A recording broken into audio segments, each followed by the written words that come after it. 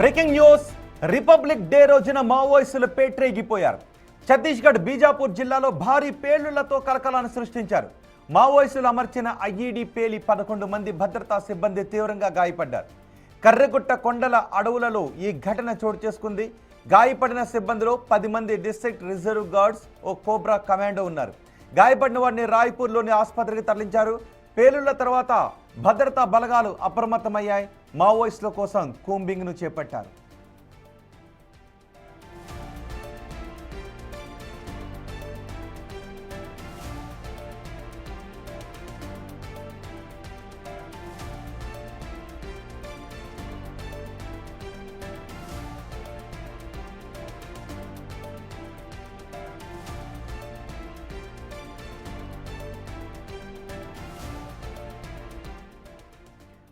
ఇటీవలి కాలంలో ఆపరేషన్ కగార్ చేపట్టిన తర్వాత మావోయిస్టులకు ఎదురుదెబ్బలు తగులుతూ ఉన్నాయి. పెద్ద ఎత్తున మావోయిస్టులు లొంగిపోవడమో, ఎన్కౌంటర్లలో మరణించడమో జరుగుతూ ఉన్నాయి. కానీ ఇప్పుడు మావోయిస్టులు ప్రతీకారంతో రగిలిపోతున్నారు.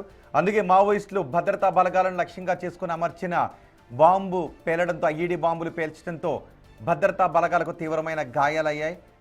పూర్తి సమాచారం మా ప్రతినిధి భాస్కర్ అందించడానికి సిద్ధంగా ఉన్నారు. భాస్కర్, ఈ ఘటనకు సంబంధించి మీ దగ్గరున్న సమాచారం ఏంటి? ప్రస్తుతం పేలుడు సంభవించిన ప్రదేశంలో ఎటువంటి దృశ్యాలు ఉన్నాయి? గాయపడ్డ వారి పరిస్థితి ఎలా ఉంది?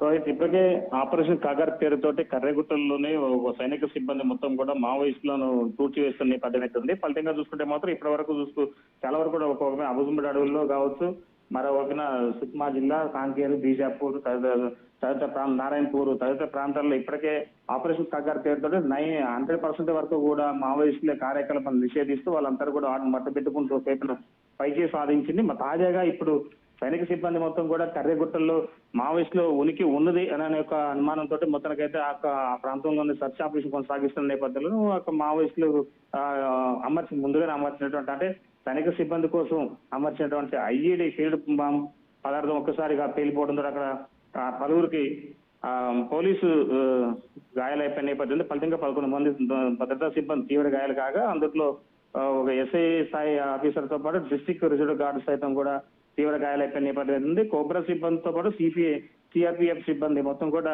ఎల్ఐటి యూనిట్ కి మొత్తం చెందిన వారని అక్కడ పోలీసు సిబ్బంది చెప్తున్న నేపథ్యం అవుతుంది. గాయపడిన కోబ్రా సిబ్బంది రుద్ర సింగ్ తో పాటు 210వ బెటాలియన్లకు సంబంధించి సబ్ ఇన్స్పెక్టర్ సైతం కూడా ఉన్నట్లు కూడా అక్కడ పోలీసులు వెల్లడి చేసిన నేపథ్యం అయితే ఉంది. రోహిత్, మొత్తానికైతే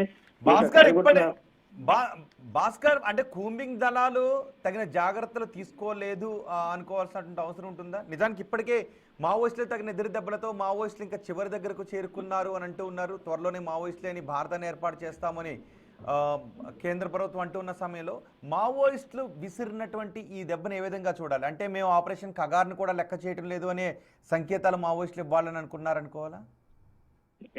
రోహిత్, మీరు అన్నట్టు కరెక్టే కావచ్చు. ఎందుకంటే ఒకవైపున చాలా వరకు లొంగుబాటు ప్రక్రియ చూపెడుతుంటే, మరోవైపున కొంతమంది ఎన్కౌంటర్లు చెందడం, కొంతమంది ప్రతిఘటన చేస్తూ ఎన్కౌంటర్లు తప్పించుకుని పోతున్న పద్ధతి ఉంది. మరోవైపున ఇప్పటికే తెలంగాణ కేటర్ చెందినటువంటి మావోయిస్ట్ అగ్రనేత తిప్పిరి తిరుపతితో పాటు మరి కొంతమంది ముఖ్య నేతలు బడే చొక్కారావు కావచ్చు, అంటే మిగతా మరి కొంతమంది అంటే పెద్ద నేతలు మొత్తం కూడా చాలా వరకు కూడా అంటే కొంతమంది నేరు కొరిగిపోతే మరి కొంతమంది మాత్రం ఇప్పటికి అసలు వాళ్ళ అన్వేషణ అంటే వాళ్ళు ఎక్కడున్నారు ఏంటి అనేది కూడా తెలియని పొజిషన్ ఉంది. మొత్తానికైతే 2026 మార్చి చివరి నాటికల్లా కూడా మావోయిస్టు రహిత దేశంగా చేస్తానంటూ కేంద్ర హోంశాఖ మంత్రి అమిత్ షా ఇచ్చినటువంటి ప్రకటనకు సంబంధించి దాన్ని ఎట్లనే అంటే ఆ యొక్క ఓటుని తప్పించేసే విధంగా అంటే కేంద్ర ప్రభుత్వం చేసినటువంటి యొక్క ప్రకటనకు తాము ఎప్పుడు కూడా తలవంచము, ఈ యొక్క ఉద్యమం అనేది ఎవరి వల్ల కాదు, దీన్ని తుడిచిపెట్టే ఎవరి వల్ల కాదు, తాము ఇంకా సజీవంగానే ఉన్నాము, తమ యొక్క ఉద్యమం ఇంకా పురుడు పోసుకుంటుంది, అవసరమైతే ఇంకా రిక్రూట్మెంట్ చేసుకుంటుంది అనే ఒక పందాలోనే ఇది కొనసాగిందని చెప్పుకోవచ్చు. ఎందుకంటే కర్రెగుట్టల ఆపరేషన్ అనేది కూడా చాలా ప్రాంతాలలో వివిధ ప్రాంతాలు చాలా వరకు కూడా ఆపరేషన్ కాగర్ పేరుతో నిర్వహిస్తున్న తరుణంలో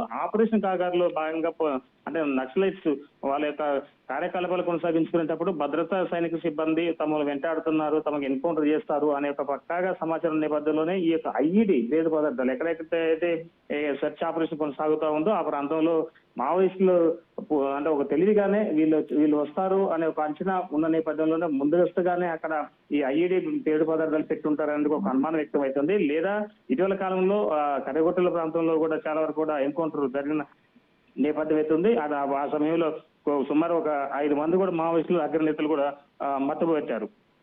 సైనిక సిబ్బంది. ఫలితంగా చూసుకుంటే మాత్రం ఇప్పుడు తాజాగా జరుగుతున్నటువంటి యొక్క ఐఈడి పేలుడు పదార్థం విషయం చూస్తే మాత్రం అంటే మార్చి 26 నాటికి కాదు కదా, ఇంకెన్ని తరాలైనా సరే తమ యొక్క ఉద్యమం ఉనికి పుట్టుకుంటుంది, ఇంకా ఎక్కడ కూడా తుడిచిపెట్టకపోదు అనే యొక్క సంకేతాలు ఇచ్చే విధంగానే ఇక మావోయిస్టుల యొక్క పందా ఉందని చెప్పుకోవచ్చు రోహిత్.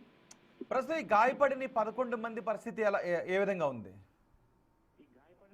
ఈ యొక్క పోలీస్ సిబ్బంది మొత్తాన్ని కూడా మెరుగైన వైద్యం కోసం అయితే రాయ్పూర్ తరలించిన నేపథ్యం అయితే ఉంది రాజేష్. మొత్తానికైతే ఆ డిఆర్జీ సిబ్బంది కావచ్చు, అదే విధంగా కోబ్రా సిబ్బంది కావచ్చు, తర్వాత డిఆర్జీ సిబ్బంది కావచ్చు, సిఆర్పిఎఫ్ సిబ్బంది కావచ్చు, వీళ్ళందరూ కూడా రాయ్పూర్ తరలించారు ప్రత్యేక హెలికాప్టర్ ద్వారా. మొత్తానికైతే అక్కడ నుంచి వాళ్ళ కాళ్ళకు గాయాలు కాక మరి కొంతమంది అంటే చాలా వరకు కూడా అంటే వాళ్ళకు కాళ్ళతో పాటు మరి కొంతమంది చేతులు కూడా ఇరిగిన నేపథ్యం అయితే ఉంది. ఫలితంగా వాళ్ళందరూ కూడా మెరుగైన వైద్యం కోసం అయితే రాయ్పూర్ తరలించారు ప్రత్యేక చాపర్లోనే. అయితే ప్రాణాపాయ స్థితి లేనప్పటికీ మాత్రం ఆ కరిగుట్ట అంటే భద్రతా బలగాలు ప్రయాణిస్తున్న వాహనాన్ని పేల్చేశారా భాస్కర్?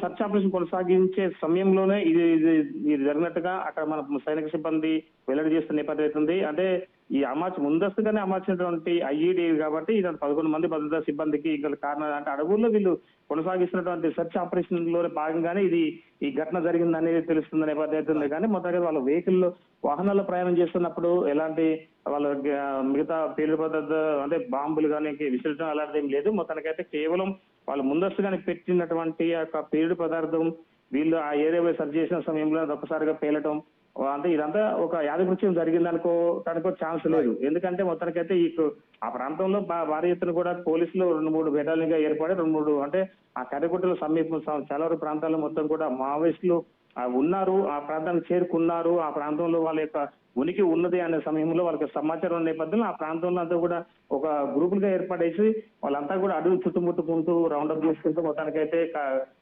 సర్చ్ ఆపరేషన్ కొనసాగిస్తున్న తరుణంలోనే ఈ పేలుడు ఐఈడి బాంబు పేలటం ఇదంతా కూడా యాదకృత్యం. అంటే ఎప్పుడో పెట్టింది ఇప్పుడు వెళ్ళడం ఛాన్స్ లేదు. వాస్తవంగా ఒకవేళ ఇంతకుముందు పెట్టుంటే ఆ పశువుల కాపర్లు కావచ్చు లేదా ఇతర కొంతమంది మిగతా వాళ్ళు కూడా సైనిక సిబ్బంది కూడా భద్రతా వలయం లాంటి చాలా వాళ్ళకు అత్యంత టెక్నాలజీ తోటి మావోయిస్టుల ఉనికిని వాళ్ళ ఉనికిని పట్టుకుంటూ థర్మల్ ఐడి యొక్క ప్రూఫ్ తోటి వాళ్ళందరూ పట్టుకుంటున్న తరుణంలో కనీసం అడవిలో సర్చికి వెళ్ళేటప్పుడు కూడా ఇలాంటి జాగ్రత్త పాటించుకొని వెళ్తారా అనేది ఒక సందేహం కూడా వ్యక్తం అవుతుంది. ఎందుకంటే సైనిక సిబ్బంది చాలా అత్యాధునిక టెక్నాలజీ తోటి మావోయిస్టుల యొక్క రూపాన్ని వాళ్ళ యొక్క సిగ్నల్స్ ఆధారంగా వాళ్ళ యొక్క జియో థర్మల్ ద్వారా పట్టుకుంటున్న తరుణంలో మరి ఐఈడి అంటే అడవిలోకి సర్చింగ్కి వెళ్ళేటప్పుడు పేలుడు పదార్థాలు ఉంటాయని తెలిసినా కానీ మరి అలాంటి జాగ్రత్తలు చేపట్టుకుంటూ పోతారా అనేది కూడా క్వశ్చన్ మార్క్ ఉంది.